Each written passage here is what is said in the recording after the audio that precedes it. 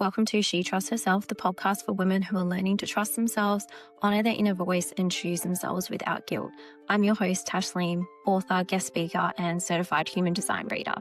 Together, we'll explore overcoming self-doubt, building deep self-trust, personal growth, and stepping into the next version of yourself with confidence. Welcome back to another episode. Today, I want to talk about one of my favourite topics, which is self-trust. Sometimes we reach a point where we feel like we don't trust ourselves and we have no idea what to do next. So with self-trust is something that we can actually build like a muscle, which is fantastic. If it feels like you've lost it, you haven't lost it for good. With self-trust, I define it as knowing that you have everything you need inside you to make decisions for yourself. It's about backing yourself, being able to make decisions, and just trusting that you have the answers that you need. It doesn't mean that you are hyper independent and don't need anyone else. It simply means that you trust yourself. You know you have the answers. You know that with time, you will figure it out. And if you don't know something, you'll work on it. That's the core of it, in my personal opinion. And I think it's different to self-confidence and self-worth, and while they all tie into one another, self-trust is that inner knowing, that inner belief of I've got this no matter what. And it's definitely something that you can cultivate. So if you're looking at other people and thinking,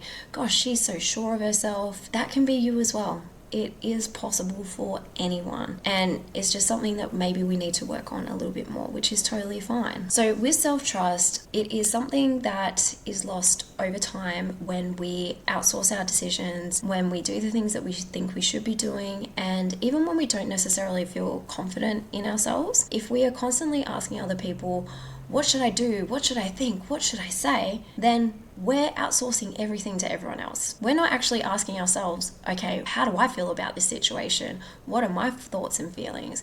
We have already invalidated ourselves before we've even started. And when you do that over time, then it feels like you're not capable of making any decisions. So you just keep perpetuating that cycle because you've told yourself, okay, I'm not capable of making this decision. I have to ask someone else. I need to outsource this. I'm not worthy of having an opinion or knowing what the outcome for this should be because I need to ask someone else. As kids, I feel like we do this a fair bit, and it's not necessarily because we don't have self-trust, it's because we have adults that we look up to and we have to ask them questions. But then when we become an adult, it's actually okay for us to make those decisions ourselves. There will be times where we do need to sit down and have conversations and discussions with other people, but you can still bring your perspective, your thoughts and feelings to that table. It doesn't have to be a one-sided conversation, and you don't have to outsource all of your power to someone else. The way that we can start to rebuild self-trust is seemingly easy, but not necessarily always easy to execute in real life, and that is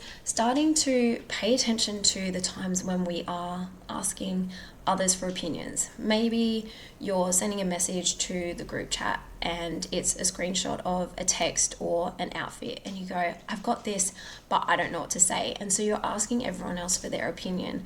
And along the way, you forget to ask yourself because you go, oh, that's right, I should think of this or I should say this. But it's not actually you, it's a response from someone else. Instead of doing that, try and catch yourself and notice when you're about to do it and go, okay, why am I asking them? What do I feel about this situation or this outfit? How would I like to respond? How would I like to dress? Do I even feel comfortable in this, or is it something that's for show and something that I think will look good to others but doesn't feel good to me? When you stop to ask yourself those questions, you're interrupting that automated habit that you have going on. And with time, you'll stop automatically defaulting to, oh, I have to ask this person. Instead, you'll be asking yourself these questions. And it can feel really uncomfortable at first because you're interrupting that pattern.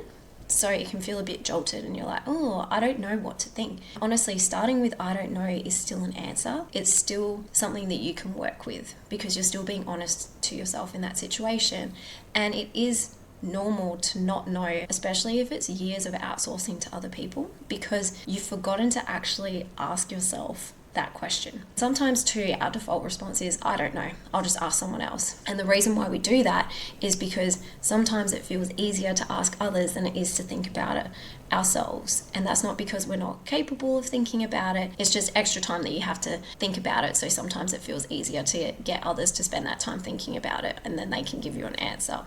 once we've started to interrupt that pattern and start asking ourselves that question that we would normally direct to other people, then we can start looking at those answers and start figuring out, okay, I am trusting myself to make a decision here, and I can do this. That is proof to your brain. I can ask myself these questions and I will give myself an answer. I can do this. And you keep going. So you go with, okay, let's make this decision myself. And then you take action. And then you see the result of you taking action. And you learn that you are okay to make that decision. You start backing yourself. It also makes it easier when other people ask you questions like, why did you do this?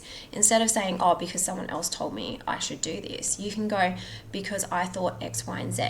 So it also shows that you're putting the time, effort, and thought into something too, because it's yours and you can own that decision, which is really, really empowering. And while I don't like using buzzwords too much, I think that's a perfect way to describe it, because you're self-empowering and you're letting yourself know it's safe. I am capable of making decisions and owning them. Also lets your nervous system know that you are safe too, that it's okay for you to make those decisions and you will be fine. So if making big decisions and trusting yourself to it feels very overwhelming, I'd encourage you to start with something small. Starting with something small is a great way of doing it, because it lets your nervous system know, again, you are safe. You're not going to send yourself into like a panic or a flurry and go, oh my God, what am I doing here? Like, I have no idea, and feeling overwhelmed. Say, for instance, you're going out for a coffee with a girlfriend or your partner, and normally you just let them order for you. Maybe you go, oh, I'll just get what you're getting because that sounds good, without even thinking about what you actually want. Instead of doing that, you could catch yourself in that moment and go, oh, I'll just have a quick look at the menu because I just want to figure out what I actually feel like today, rather than getting the same thing that you do, because even though that's super cute, I don't know if I actually feel like that today. So you just take that pause and think, okay, what is it that I actually feel like today? What drink would I really like to have? And then you order that, and then you own that decision. Maybe sometimes you go, I wish I had what they were having. But the thing is, you've made that choice for yourself. You haven't just copied someone else or outsourced your decision to another person. You've actually owned it, and you can get to enjoy that drink and maybe order something different next time. Start with that. Going back to the group chat, it's paying attention to what you're asking of other people too. If you're not sure if you are outsourcing decisions to other people, then you could scroll back through your chats and have a look to see if there's any patterns or any things that you do frequently that you weren't necessarily aware of, because when we do things and it's automatic, we don't even really pay attention to it.